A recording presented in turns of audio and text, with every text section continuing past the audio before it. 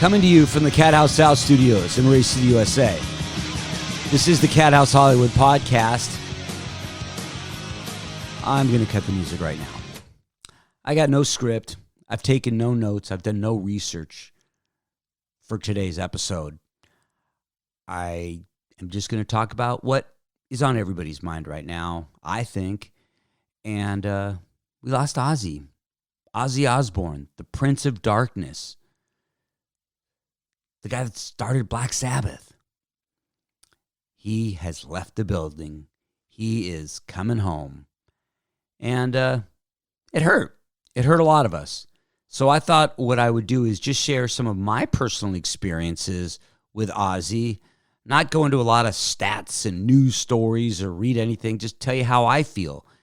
Because I'm guessing that you're feeling something as well. I mean, this is at a time that we all kind of bond together and we feel this loss together. And I hope I'm not sounding melodramatic. Like I said, I've got absolutely nothing written down. This could be a 2-minute podcast. This could be a 15-minute podcast. Knowing me, it's probably going to be more like the 15-minute podcast. When I first found out Ozzy died, I found out by somebody sending me an email, Ozzy Osbourne died. And of course, I went to the most unreliable source there is, the internet, and everything said that Ozzy Osbourne had died. And then I was immediately hit with a bunch of emails from CNN. And I asked them, look, do you guys know for a fact that Ozzy Osbourne has died? And they said yes. And I said that I would do it. I'm not one of those guys that's out there trying to get press. I do want to get a lot of press for this Riki's ride that I'm currently on, but I don't need to be on TV to get exposure. But CNN was doing a story about Ozzy. And if you think about it, just that alone speaks volumes about how truly legendary Ozzy Osbourne was or is. That CNN would do a story about Ozzy. So I said, yes, I will definitely do the interviews, which ended up being 4 different interviews. One this morning that was at like 5:30 in the morning.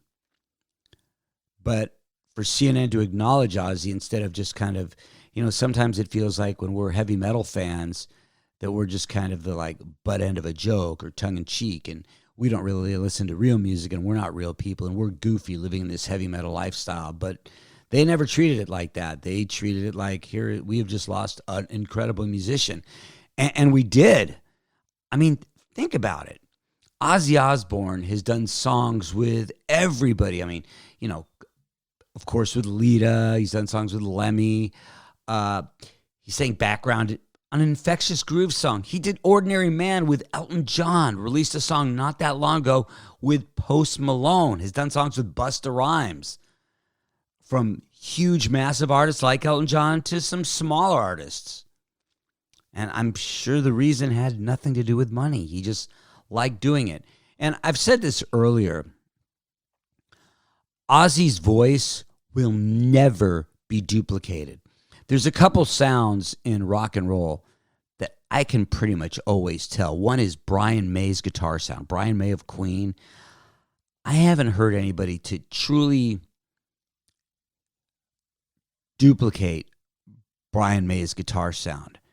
And I have never found anyone that sounds like Ozzy. When Ozzy is doing a background vocal or when Ozzy is singing, it's Ozzy. And it doesn't matter if it was recorded in 1969 or 2020. You can tell that it's Ozzy.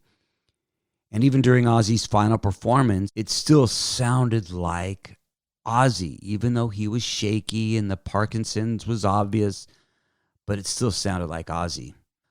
When you're a kid, you sometimes hear songs on the radio and you change the lyrics yourself. I remember, I'm really dating myself now, but being a child, somewhere in the single digits, where there was that song from Manfred Mann, Blinded by the Light. We used to say, blinded by the light, wrapped up like a douche, another runner in the night or whatever.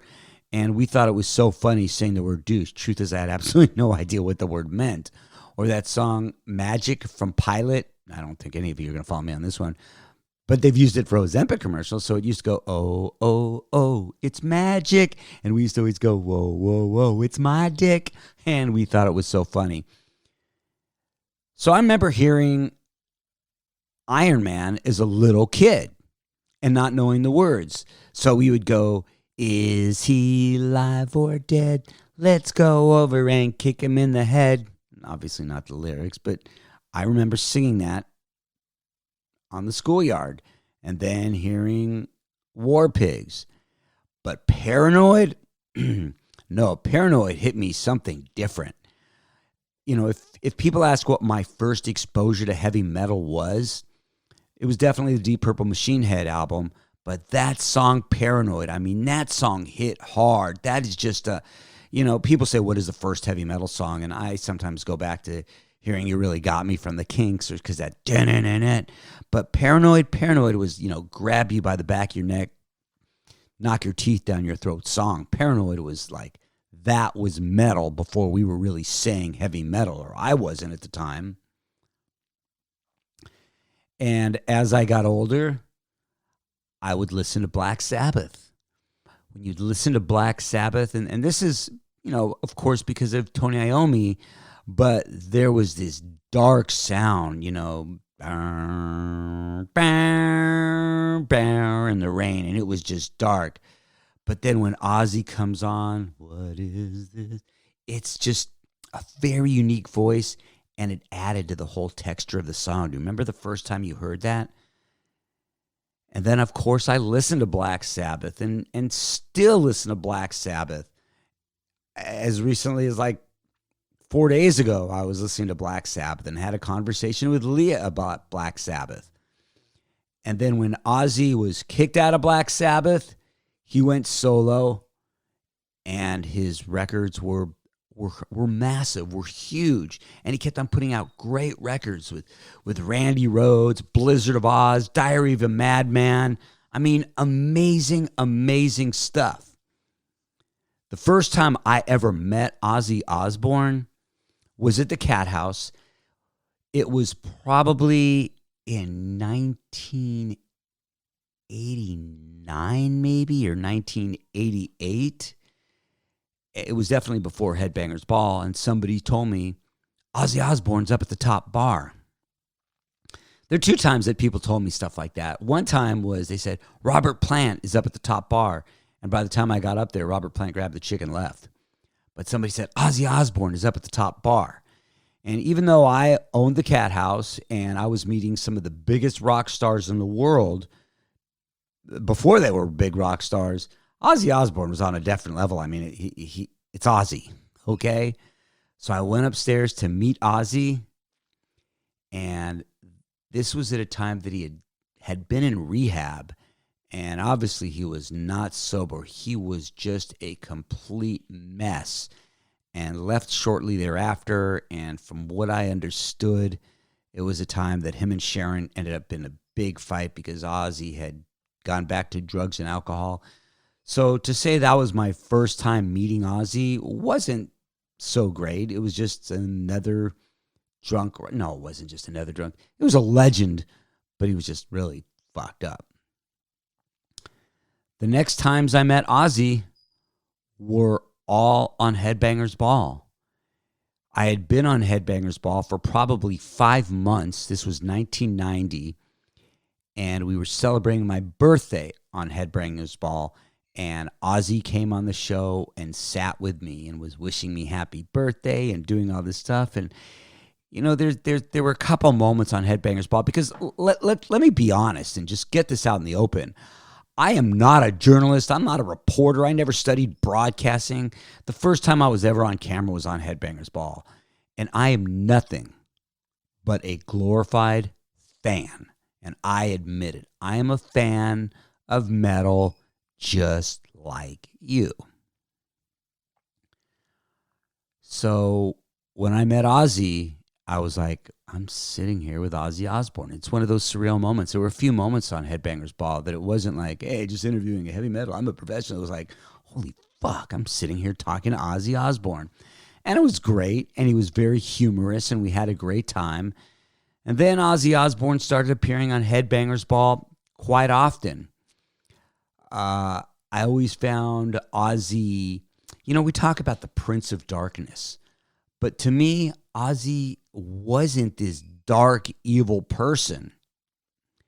He was childlike.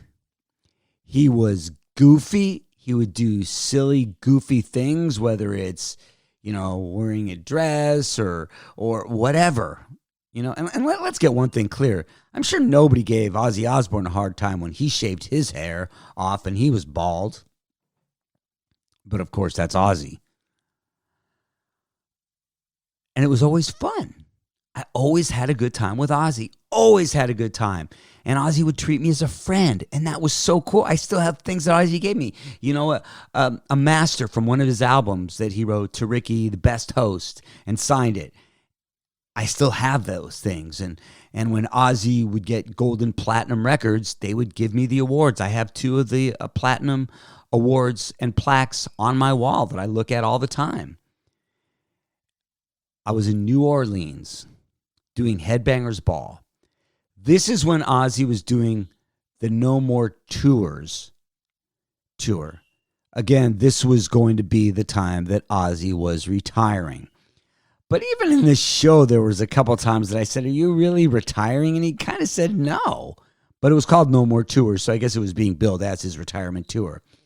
And we would sit at restaurants and have breakfast and talk and walk down Bourbon Street, like me and Ozzy. We were having such a good time. And I don't think I really interview people. I'd like to think that I just have conversations. I don't like to walk around with cards or prepare questions. I probably should spend a little bit more time preparing today's show so it wasn't all over the place, but that's just the way I am. And by the way, it is about 7 a.m. But we were just like hanging out and having a really, really good time. Then came the show, and I remember Alice in Chains was opening, and I believe Lane Staley was wearing his cast and was like kind of in a throne that ended up being adapted later by Dave Grohl, and even Ozzy ended up using a throne, and Axl did it too. So Ozzy took the stage, and he was just amazing. I remember seeing the first show he did of the No More Tours tour in 1992 that was in, I believe, Philadelphia. And I remember being in a room watching Ozzy sing when nobody's in the room. My God, how fucking lucky was I? And he just always sounded so good. But for that show, he played, and you might have seen the footage because I'm posting it. It was also aired on CNN and different local news channels. I'm on stage, and I'm doing a segment, and I'm like, Ozzy finishes his show, and the cameras are on me, and I walk out on the stage. This is when I just cut my hair short, so I was a little bit nervous just to walk out in front of him.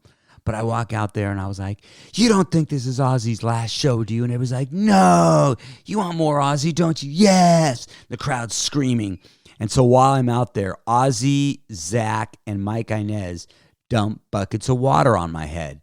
Because, that's what Ozzy did. He would throw buckets of water on people. I mean, think about this for a second.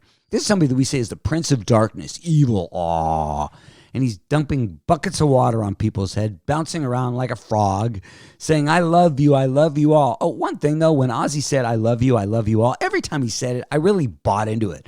I really believe that he was really being appreciative of the audience.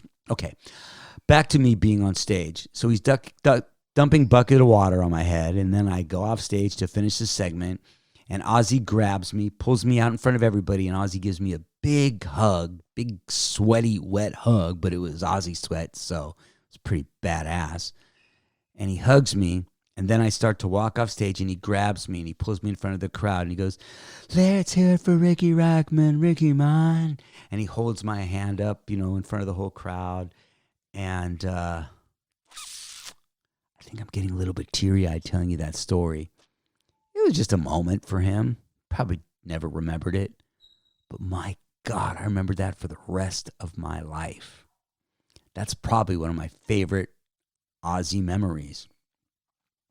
There's some Ozzy memories I have that weren't the greatest. I think it was 1992 as well, that Ozzy, the last time that Ozzy had played with Black Sabbath was for Live Aid, which I think was 1986. And if I'm wrong on the dates, okay, I'm wrong. So Ozzy hadn't played with Sabbath hadn't played with Ozzy for a long, long time. And they were going to reunite at Irvine Meadows. It was an Ozzy Osbourne show, and they had Black Sabbath. Now check this out, because I was at this show. They had Black Sabbath opening for Ozzy, doing just Black Sabbath songs, and it was going to be Ronnie James Dio, but it wasn't Dio, so they got Rob Halford to sing for Black Sabbath. I was at a show watching Black Sabbath with Rob Halford singing. That's pretty badass, right? So it's time for the Black Sabbath reunion. Sharon calls me. She puts me up at the Ritz-Carlton. She goes, Ricky, I want you to bring Ozzy on for the Sabbath reunion. I'm like, wow, that was cool. So me and all my lunkhead friends are hanging around the Ritz-Carlton in Laguna Beach. And I walk on stage. I talk to Ozzy backstage, talk to Sharon backstage. And I walk out on stage.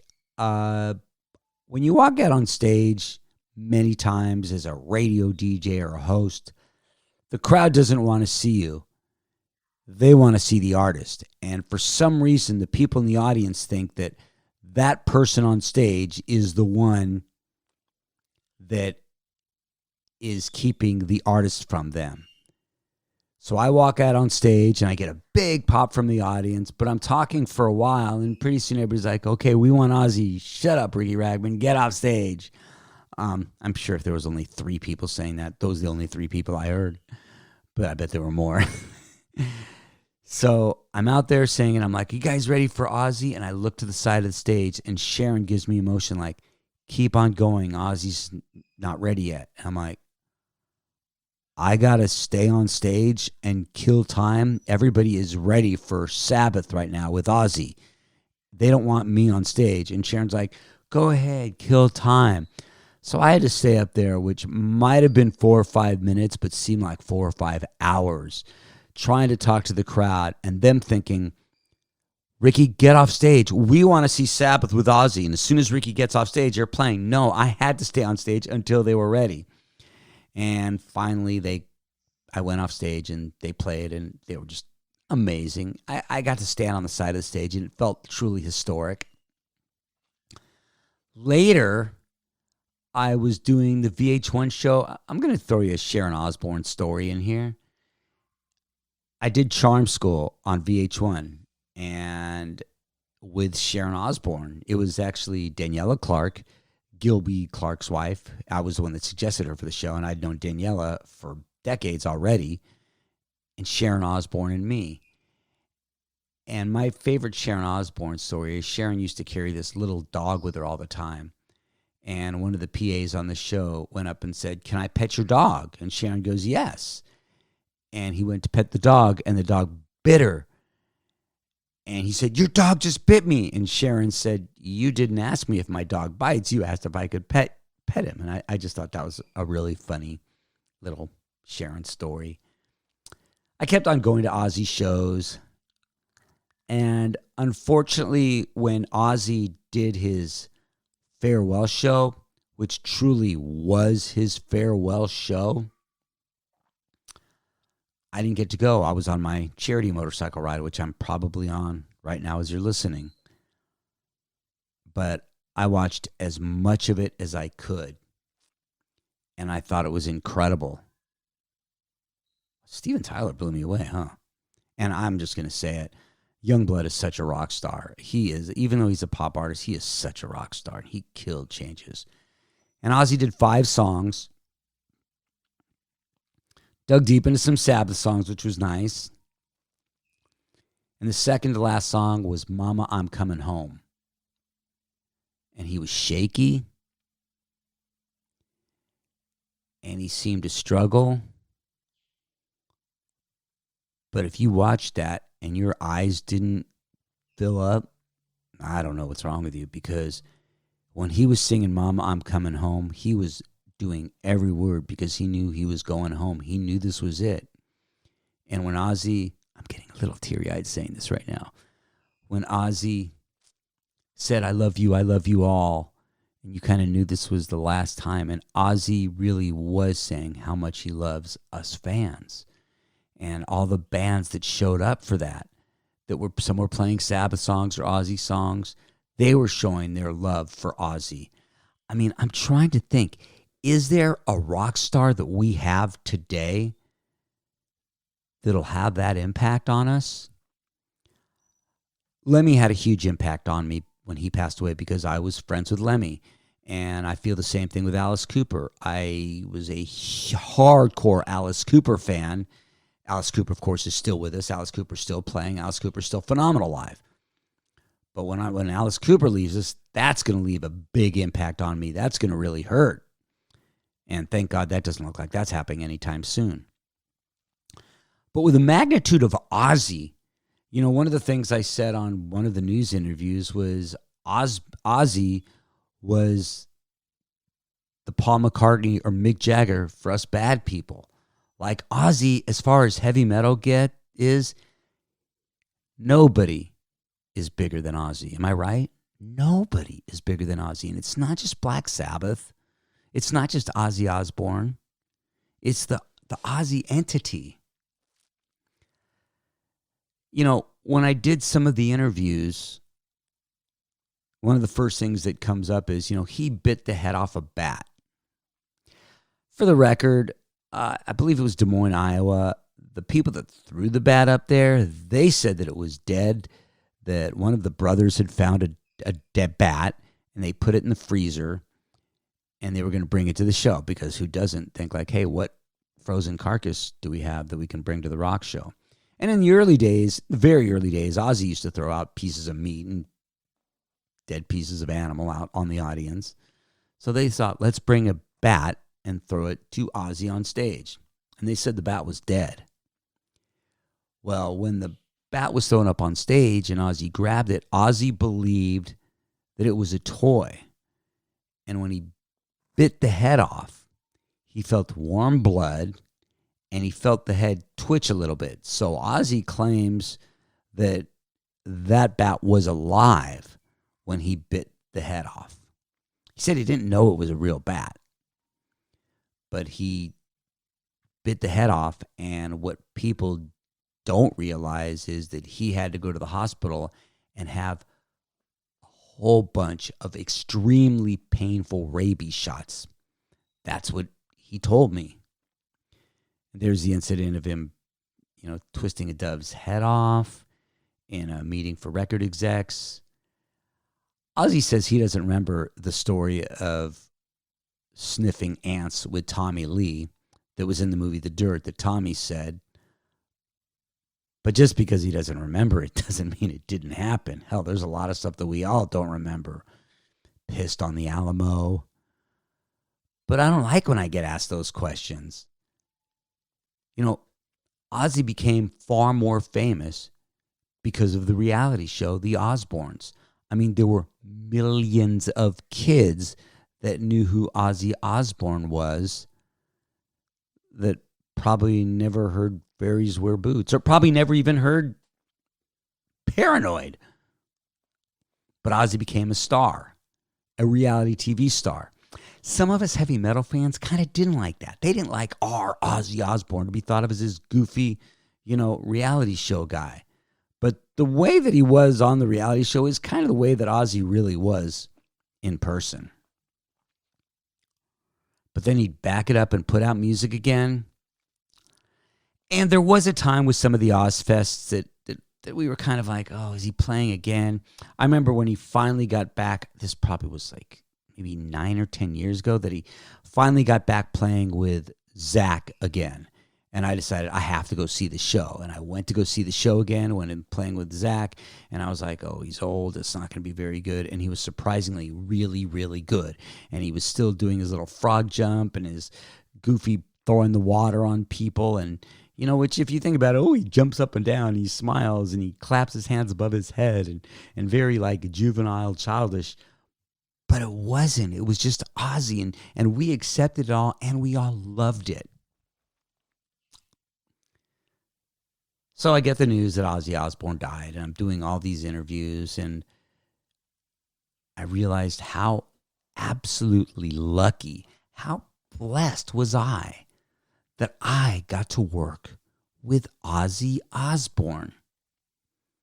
I posted pictures on my Facebook of me, Ozzy, and Jack when Jack is just this cute little kid. And by the way, the times that I did work with Kelly and the times that I met Jack, what a good guy. Both, and a great woman. And you don't get like that from having totally whacked out crazy parents. Ozzy was a great dad. But if I walked somewhere and saw Ozzy, Ozzy would say, "Ricky," and hug me. Wow, how lucky am I? I don't take that stuff for granted. Because like I said at the beginning, I'm just a glorified rock fan like you. So I am lucky enough to have got to meet and work with Ozzy Osbourne. I have Ozzy things in my house that Ozzy gave me. And we're all going to listen to Ozzy, and we're all going to listen to Sabbath. I'm trying to think of what my favorite Ozzy Sabbath song. You know what song I might play? I might play "I Ain't No Nice Guy," which is Ozzy and Lemmy.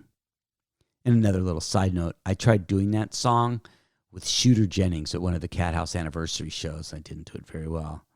You can't sing like Ozzy. It's hard to sing like Ozzy. It's hard to sing like Lemmy, too. There's probably some of you right now that never saw Ozzy Osbourne, and they're saying, "Damn it, I should have gone to that show to see Ozzy when I could have." Don't make that mistake. Go see live shows. You know those legendary artists that you don't know how long they're going to be around? Go see them. Maybe you've seen them 1,000,000 times.